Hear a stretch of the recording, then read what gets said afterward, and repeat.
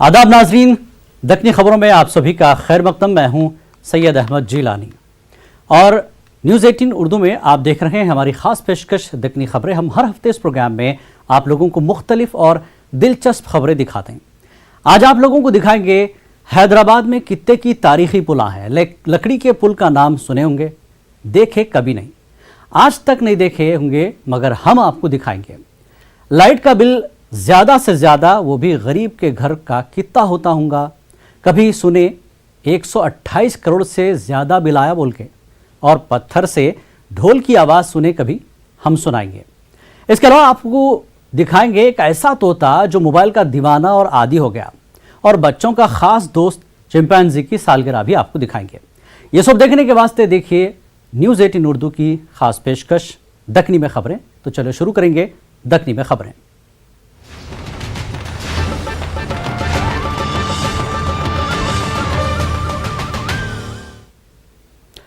हैदराबाद में कितने की तारीखी पुला है, जैसा कि पुराना पुल, नया पुल, मुस्लिम जंग का पुल, सालार जंग का पुल, चादर घाट का पुल। ये सब पुला तो अपनी जगह सलामत है।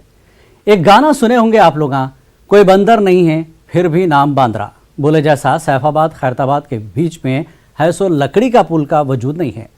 यही अब लोग भी पूछ रहे हैं लकड़ी का पुल कहाँ है। तो देखो हमारे नुमाइंदे अनीसुर रहमान की ये रिपोर्ट।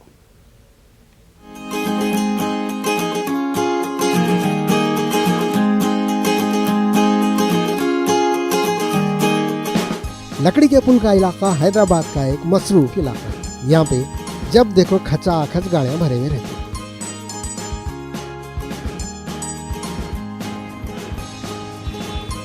खैर जो हैदराबादियाँ हैं, इन लोगों को ये तो मालूम है कि बहुत सारे एरियो के नाम कुछ है, असलियत कुछ है।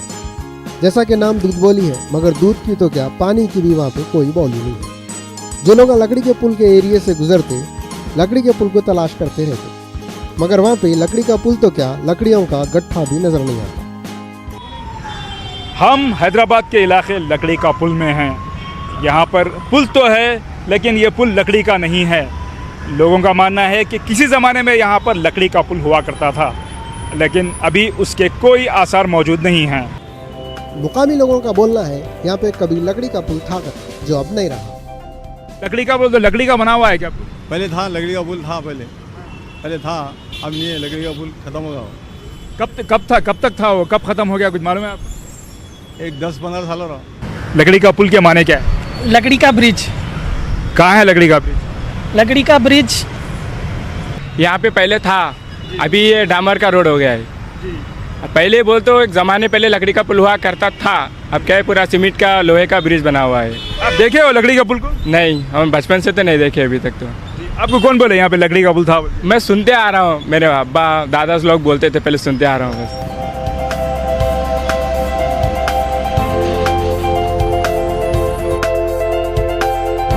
हो सकता है हैदराबाद के बल्दिया वालों को लकड़ी का पुल कहाँ है सवाल सुन सुन के बेजार हो गए थे होंगे। तंग आके चौरस्ते पे कौन सा भी स्टैचू बनाने के बजाय लकड़ी के पुल का स्टैचू बनाने का फैसला करें। इतना ही नहीं, बल्कि लोगों के मुँह बंद करने लकड़ी का एक पुल भी बना रहे। ये पुल कैसा बन रहा, आओ मालूम करेंगे। ये फाइबर है, पर अंदर पूरा ISMB स्टील बार से, जो प्रॉपरली इसका सॉइल का हिसाब से देख के पूरा स्ट्रक्चरल इंजीनियरिंग डिज़ाइन हो गया। ये पूरा स्पैन 14 मीटर से हिस्ट्री ऑफ हैदराबाद में ये लकड़ी का पुल है। सो इसलिए इसको जस्ट फॉर द फॉरेनर्स और other people who come to the city, इसको हिसाब के लिए ये जस्ट लकड़ी का ब्रिज है बोल के दिखने के लिए बस। इसमें 2 बटरफ्लाई, 2 आदमी भी ऊपर फिट है। वो थीम पार्क जैसा है, मतलब आपको एक पार्क दिखेगा टोटली, रात में भी अच्छा दिखेगा। ये मेन क्या बोले तो लकड़ी का पुल का निशानी, मतलब हैदराबाद की शान। मतलब 8 बाई 12 इंच के गार्डर है इसके अंदर लगे। नहीं गिरता, बिल्कुल नहीं गिरता। पूरा फाउंडेशन नीचे से दिए से पूरा मजबूत फिटिंग है। एक बार मेंटेनेंस करे तो बस है साहब, इसका मेंटेनेंस करना, कलर का कुछ प्रॉब्लम है, कुछ है वो चेक कर लेना पड़ता होता है। बाकी तो लाइफ अच्छा है इसका, एकदम मजबूत है। हाँ,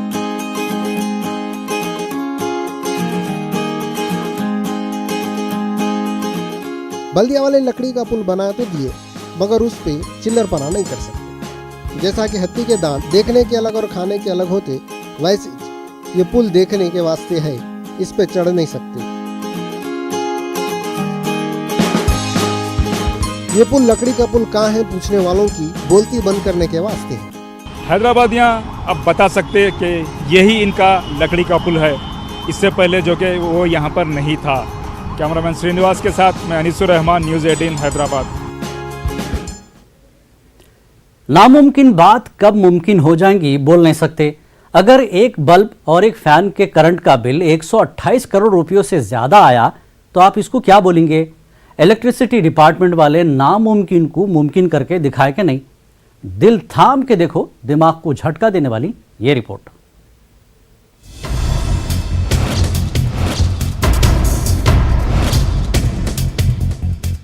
उत्तर प्रदेश के डिस्ट्रिक्ट हापुड़ के चामड़ी गांव में एक मामूली घर में एक बड़े मियां रहते जिनका नाम शमीम।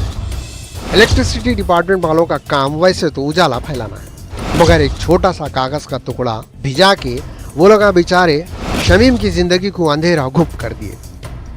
एक छोटे से घर में रहने वाले शमीम को कितना लाइट का बिल आया मालूम? 1 अरब 28 करोड़ 45 लाख 95,444 रुपए। इतनी बड़ी रकम तो इंडिया के करोड़ों लोगों भी कभी जिंदगी में नहीं देखे होंगे। पहले तो लाइट का बिल इतना आया बोल के शमीम चक्कर खा गए। चक्कर थोड़ा कम हुई तो लाइट के ऑफिस के चक्कर मारने लगे। एक अरब 28 लाख कुछ और रुपए है, आगे मुझ पर पा नहीं जा रहा। ये बिजली विभाग की लापरवाही है, एडीएमओ की लापरवाही है। चक्कर काटते मैंने पैर दुख गए। आखिर करे क्या, कागजों को फेंक कर मारते हैं। कोई बिजली विभाग में नहीं सुनना आपकी? जी आपकी कोई सुन नहीं रहा बिजली विभाग में? कोई नहीं सुन रहा जी। कहा जाता है कि बिल भरो जब कनेक्शन कटेगा। जी हमसे कहा जाता है कि ये है बिल भरो। अब हमें इसमें हम तो लिखे पड़े हैं नहीं कि कितना बिल है। ये दूसरों ने हमें बताया कि इतना बिल है। ये तो अभी पता 28 करोड़ का था। दूसरों ने बताया हमें बताया कि पूरे हापुड़ का बिल तुम्हें दे दिया। ऐसे क्या चल रहा तुम्हारे? वो तो अच्छा हुआ शमीम चचा पुराने जमाने के आदमी, असली ग़िज़ायाँ खाइशों मजबूत इरादे वाले। दूसरा होता तो लाइट का बिल देखने के बाद इसकी जिंदगी का करंट चले जाता था। ऐसा मालूम हुआ बड़े मियाँ लाइट का बिल के लिए डिपार्टमेंट के ओहदेदारों से भी मिले। मालूम नहीं वो लोगों को भी क्या हो गया था। बोले बिल भरो नहीं तो लाइट कट जाएंगी। खाली धमकी नहीं बल्कि वाकई लाइट काट भी दिए। न कोई सुनवाई करता है, नुका बिल जमा करो। अब बताओ हमें गरीब आदमी कहाँ से बिल जमा करे इतना? तो इतना शिकायत करी आपने? जब शिकायत करने गए तो नु कह दिया बिल भरो जितना भी है। अब हमें क्या पता कितना बिल है। अब यहाँ तो हमें तुम जो जानने वाले लिखे पड़े उन्होंने बता नहीं, हमें तो पता नहीं इतना बिल है कि हम जानते ना। हम तो लिखे पड़े हैं ही ना, अनपढ़ हम तो भैया। हमने दिखाया औरों को भी कितना बिल है और उन्होंने बताया हमें तो इतना बिल है तुम्हारा। अब हमें तो कहना भी ना आता, हम पता नहीं कितना ना। नुका दी कनेक्शन नहीं तुमने कहा बैलेट बिल जमा करो जब कनेक्शन जुड़ेगा। कनेक्शन काट दिया। कनेक्शन काटने के बाद यूँ कह दिया बिल नहीं जुड़ा, बिल जमा करो जब जुड़ेगा। न बड़े ऑफिसर का ऑर्डर है, कनेक्शन नहीं जुड़ेगा तुम्हारा। वे चले गए, पहले लगाया फिर लगा कर काट गए।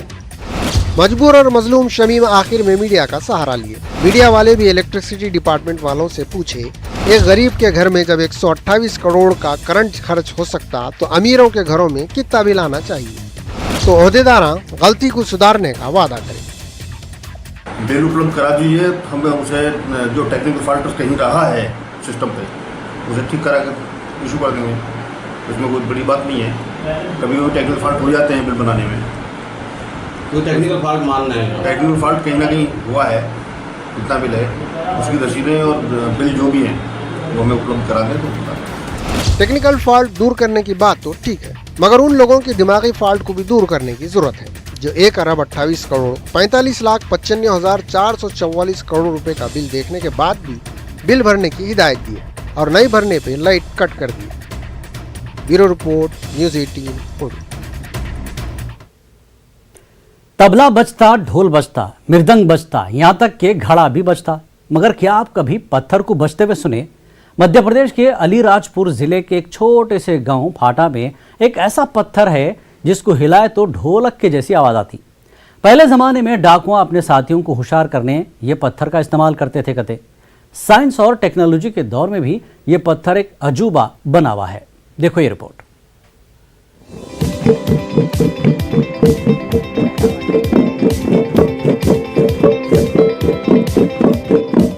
मध्य प्रदेश में एक छोटा सा गांव है जिसका नाम फाटा है। ये गांव में एक ऐसा पत्थर है जिसको हिलाए तो उन्हें गांव के नाम का डंका दूर दूर बजा रहा। ये अनोखे पत्थर तक पहुंचना आसान काम नहीं है। टेढ़े बिंगे रास्तों से गुजर के पहाड़ पे चढ़ना पड़ता। पहाड़ के सिरे पे ये पत्थर सैकड़ों सालों से जैसे का वैसा टिका हुआ है। हालांकि इस पे चढ़ के कितने की लोग उचकते और इसमें से निकलने वाली ढोलक की ताल की जैसी आवाज का मजा लेते रहते।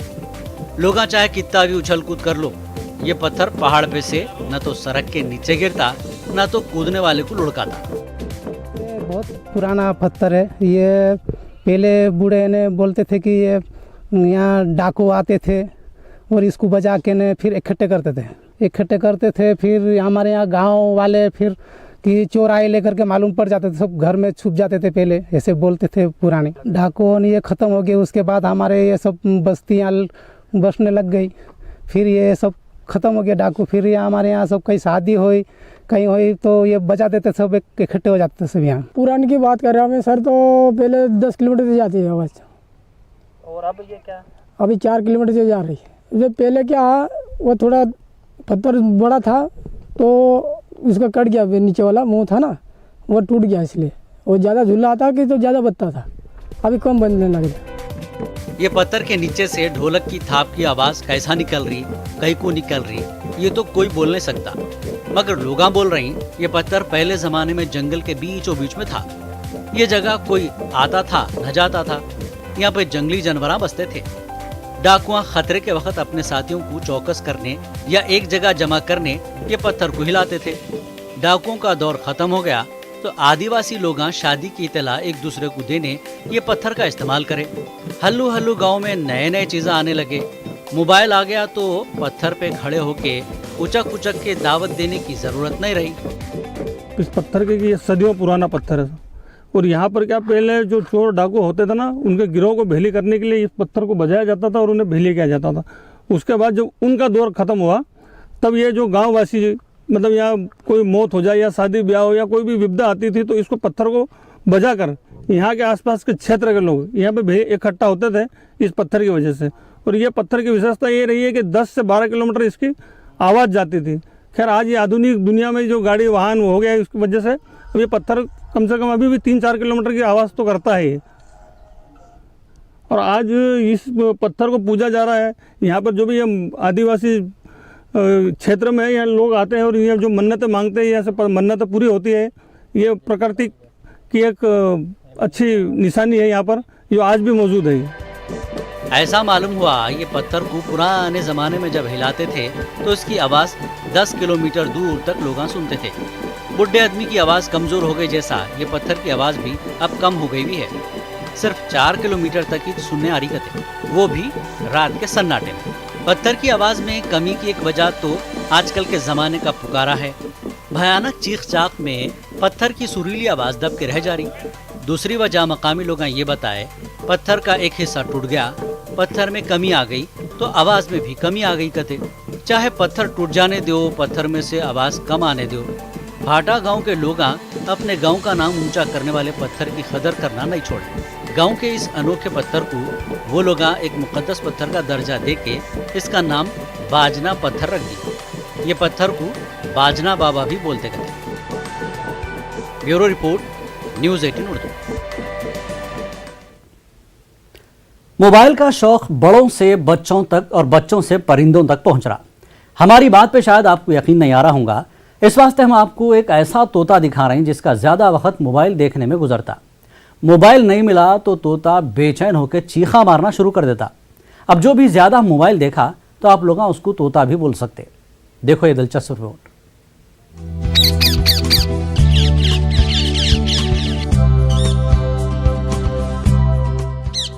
परिंदों में तोता एक ऐसा परिंदा है जिसको लोग सबसे ज्यादा पालते। इसकी वजह एक तो ये है तोते की खूबसूरती से घर की सजावट में इजाफा हो जाता। दूसरी अहम वजह ये है तोता इंसानी बोली बोलता, जिससे घर वालों की दिल बहलाई भी होते रहती।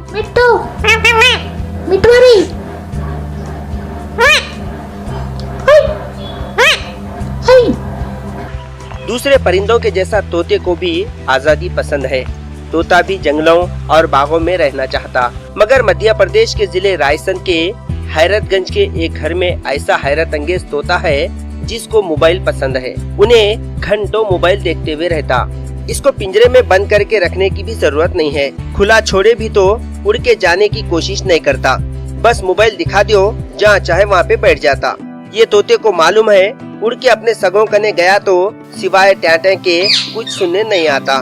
घर में रहा तो मोबाइल पे एक से एक गाने सुनने और देखने का मौका मिलता। तोते को जब भी जंगल और जंगली जानवरों की याद आती मोबाइल पे देख लेता। जब कोई तोती को देख लेता तो मोबाइल पे चोंचे मार के थोड़ी देर के लिए खुश हो जाता। ये मिट्ठू मियाँ को जब मोबाइल नहीं मिलता तो उन्होंने लैपटॉप कने टाइम पास करने आ जाते। इन पे मोबाइल का नशा ऐसा छाया हुआ है, घंटों गेमा देखते, गाने सुनते और खूबसूरत मंजरों के नजारे करते रहते। अगर कभी मोबाइल नहीं मिला तो पीवटा शराब के वास्ते बेचैन होके पुकारा करे जैसा चीखम चाक शुरू कर देता।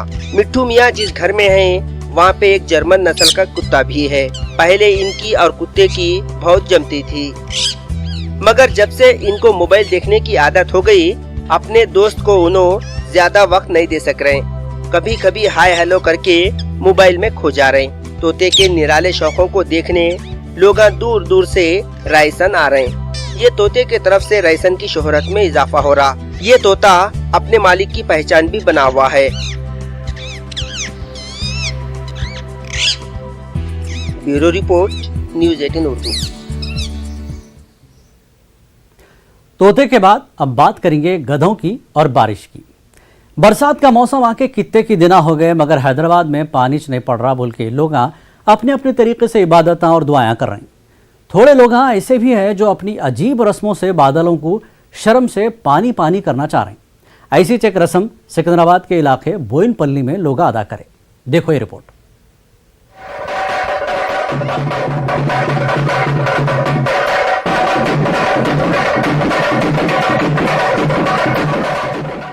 वक़्त पड़ा बाका तो गधे को बोले काका। ये मुहावरा तो आप सुने होंगे, मगर गधे को दूल्हा और गधे को दुल्हन बनाना भी पड़ता ये नहीं सुने होंगे। सिकंदराबाद के एरिया बोइनपल्ली में गधे और गधी की शादी। दूल्हा दुल्हन को सजा सवार के लोग लाए और खास किस्म की रस्म अदा करने के बाद शादी के बंधन में बंधी। लोगों को यकीन है गधा गधे की शादी से जबरदस्त बारिश होगी। जहेज और बेकार रिवाजों की तरफ से कितने की लड़कियां और लड़कों की शादियां नहीं हो रही। लोग बारिश के वास्ते गधों की शादी कर रहे हैं। ये बात पे हो सकता आसमान रो देगा और बारिश हो जाएगी। गधे गधी की शादी के फंक्शन में दूल्हा दुल्हन के करीबी लोग यानी इनके मालिकों के रिश्तेदार और आसपास के लोग शरीक हुए। लोगों का ये भी मानना है गधों की शादी करे तो फसल भी अच्छी होती। गधों की शादी से बारिश होती या नहीं होती, फसल अच्छी उगती या नहीं, ये तो हमारे को नहीं मालूम। मगर देखने में इतना जरूर आया कि शादी में शरीक होने वाले बारातियां बहुत खुश थे। शादी के रस्म जोश और खरोश के साथ अंजाम दे रहे थे। ये शादी में वो सब कुछ हुआ जो लड़का लड़की की शादी में होता। रस्मा, रीता, बच्चा पार्टी का डांस, वीडियोग्राफी, बैंड बाजा, बारात, दूल्हे को सफेद लिबास, दुल्हन को लाल कपड़े, पाँव को हल्दी, मेहंदी वगैरह वगैरह। मगर दूल्हा दुल्हन खामोश नीचे मुंडी करके कुछ सोच रहे जैसा मालूम हो रहा था। हो सकता है ये शादी उन दोनों की मर्जी के बगैर हो रही थी कि क्या है कि। Bureau report, news 18 Urdu. और वहीं आंध्र प्रदेश के डिस्ट्रिक्ट मादकासिरा गांव में बारिश न हो रही बोल के किसाना परेशान होके कुछ तो भी करे तो क्या तो भी होता समझ के गधों के गलों में फूलों के हारा डाल के धपड़े बजाते हुए गधों को लेके गांव तमाम फिरे। इन लोगों का बोलना है कि बेज़बान गधों की दुआ कबूल होंगी और अब के फसल अच्छी होंगी। गधों से बरसात की उम्मीद रखना सही है या नहीं, ये बात अलग है, मगर बारिश के वास्ते लोगों के दिलों में गधों का ये मकाम बन गया, इस पे बोलना पड़ रहा। बरसाती मेंढका सुनते थे, मगर बरसाती गधे ये साल जिधर देखो उधर। इस वास्ते भी लोग बोलते शायद खुदा मेहरबान तो गधा पहलवान।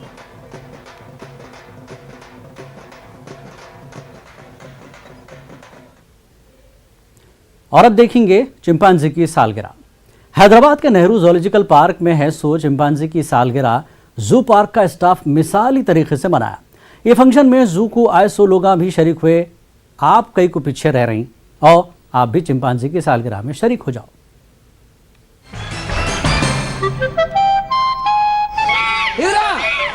हैदराबाद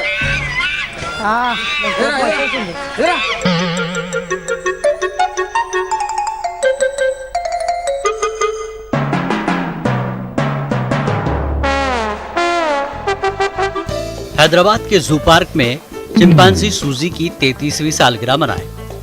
सालगिरह में जानवरों की देखभाल करने वाले, जानवरों का इलाज करने वाले और जू देखने आए सो कितने की लोग शरीक हुए। सूजी को 2011 में सहारा ग्रुप वाले नेहरू जू पार्क को तोहफे में दिए थे। चिंपांजी देखने में आदमी से मिलता जुलता है बोल के लोग इसको जंगली आदमी भी बोलते, मगर ये चिंपांजी इतना समझदार है। बाज लोग इसको देख के जंगली पना करे भी तो उन्हें इंसानियत का मुजाहरा करता। सालगिरह के मौके पे भी सूजी अपनी मोतबरी को बाकी रखी। जू के लोग भी चिंपांजी की सालगिरह सादगी से मनाए। केक काटे, मगर कोई भी केक को चिंपांजी के मुंह पे लीपने की गलती नहीं करा। अगर कोई ऐसा करता तो जिंदगी भर किसी की सालगिरह में शरीक होने के काबिल भी शायद चिंपांजी न रखता था होगा। चिंपांजी कने सोने चांदी के तोहफों की भी कोई अहमियत नहीं है। इस वास्ते इसकी पसंद के फला और तरकारियां उसके घर के पास रस्सी से बंध के लटकाती है। बस यही उसके वास्ते तोहफा था। बहरहाल जिसको जंगली आदमी बोलते उसकी सालगिरह शहरी आदमियों के वास्ते मिसाली सालगिरह थी। हम लोग तो दिन पे दिन अजब अजब तरीकों से फंक्शन मना रहे हैं। कभी होटलों में, कभी फंक्शन हॉलों में, तो कभी सड़कों पे LED लाइट के नीचे ये सब तमाशे करने से सिवाय हिमाकत जाहिर करने और दूसरों को तकलीफ देने के कुछ हासिल नहीं होता। चिंपांजी सूजी की सालगिरह के जैसा घर का घर में सादगी से सालगिरह मनाए तो घर के बुजुर्ग भी खुशी में शरीक हो सकते, दुआएं दे सकते। क्या उनकी दुआ से बढ़ के भी कोई कीमती तोहफा हो सकता?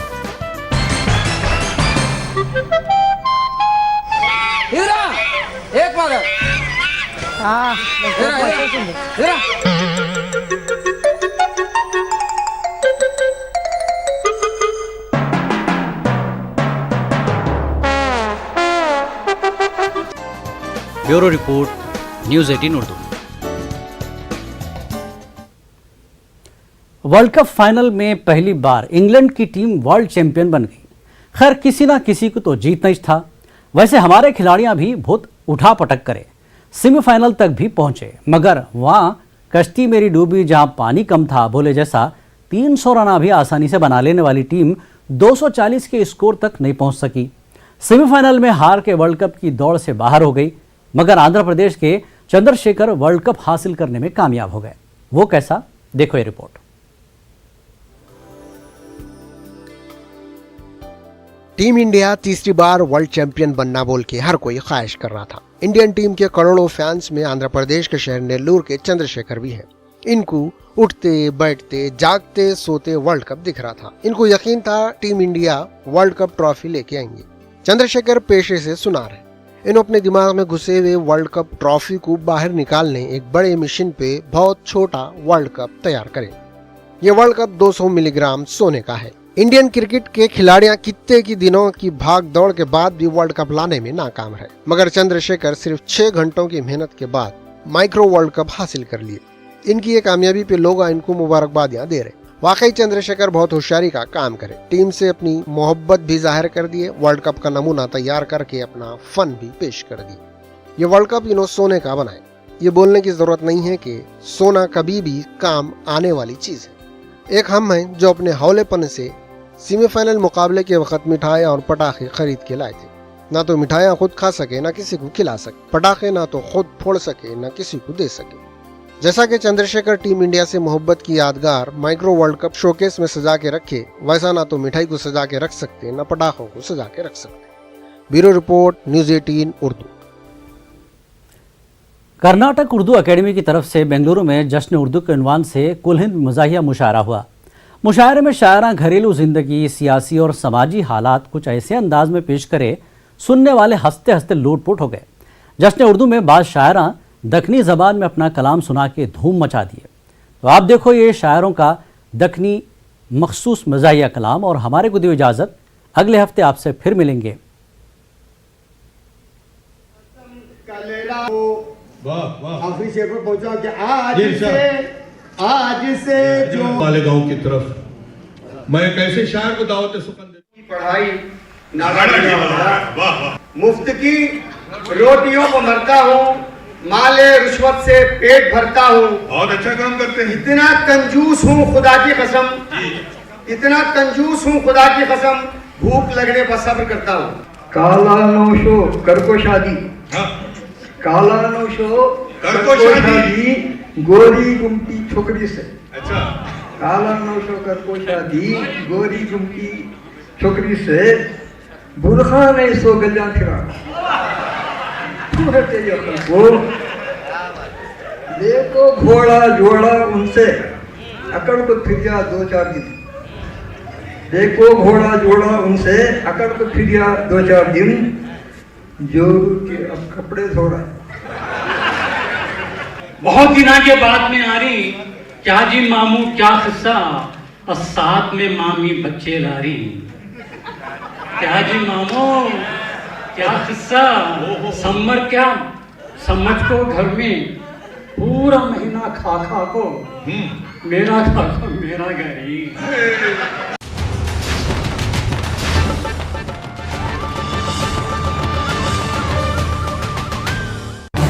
इस न्यूज हेडलाइंस के स्पॉन्सर